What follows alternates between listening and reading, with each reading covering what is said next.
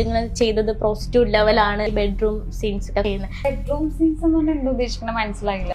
ശരി, എന്ത്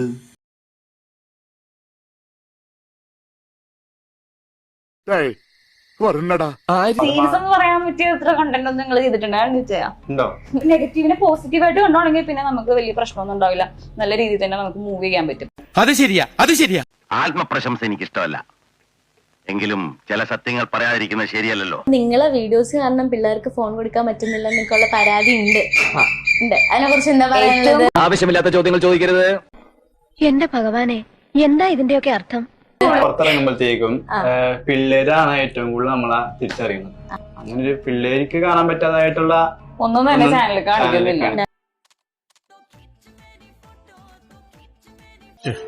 നിനക്കതൊക്കെ എങ്ങനെയാ സാധിക്കുന്നത്?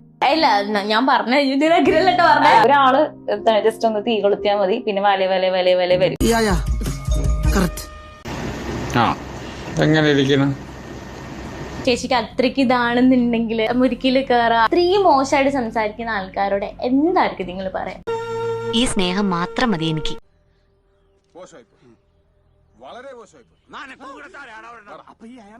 ഡയറക്ട്ലി ഫേസ് ടു ഫേസ് വന്ന് പറയാൻ അവർക്ക് ധൈര്യമില്ല.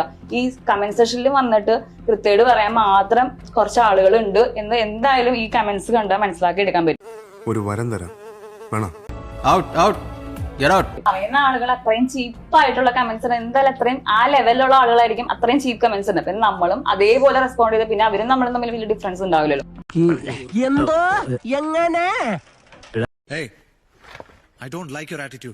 എനിക്ക് തന്നെ ഇഷ്ടമാവുന്നില്ല. വീഡിയോ ചെയ്യുന്നത് ഒരു വൾഗർ ടൈപ്പിൽ ചെയ്യാൻ ശ്രമിക്കുന്നുണ്ട്. അപ്പം അത് കാണുന്ന ആൾക്കാർ അത് ബാഡ് കമന്റ് ഇടാറുണ്ടല്ലേ? നാശത്തിലേക്കാ നിങ്ങൾ പോകുന്നത്. കമന്റ്സിൽ കുറെ പേര് വന്നിട്ട് നെഗറ്റീവ് പറയുന്നെങ്കിലും നമ്മുടെ പേഴ്സണൽ ആയിട്ട് ആരും വന്നിപ്പോ പുറത്തേക്ക് ഇറങ്ങുമ്പോഴാണെങ്കിൽ നമ്മുടെ അടുത്ത് ആരും ഒന്നും പറയുന്നില്ല. പേഴ്സണൽ ആയിട്ട് ഒരു മെസ്സേജ് അങ്ങനത്തെ രീതിയിലൊന്നും ഇല്ല.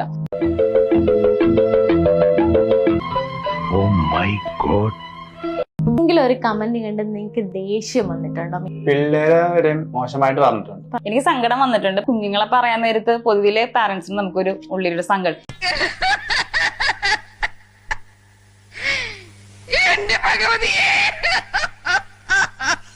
കമന്റ്സ് വായിക്കാൻ തുടങ്ങുന്നുണ്ടെങ്കിൽ നമുക്ക് വീഡിയോ ചെയ്യാനുള്ള ആ മോട്ടിവേഷൻ അങ്ങോട്ട് ഇല്ലാണ്ടാകും. സോ ഒരു പരിധി ഞങ്ങൾ അത് അവോയ്ഡ് ചെയ്തിട്ട് പോസിറ്റീവായിട്ട് തന്നെ മുന്നോട്ട് പോകാമെന്ന് ഞങ്ങൾ പരസ്പരം എടുത്തൊരു ഡിസിഷനിലാണ്. അത് മുന്നേ കുറെ പേര് ഇപ്പൊ ചോദിക്കാറുണ്ട്,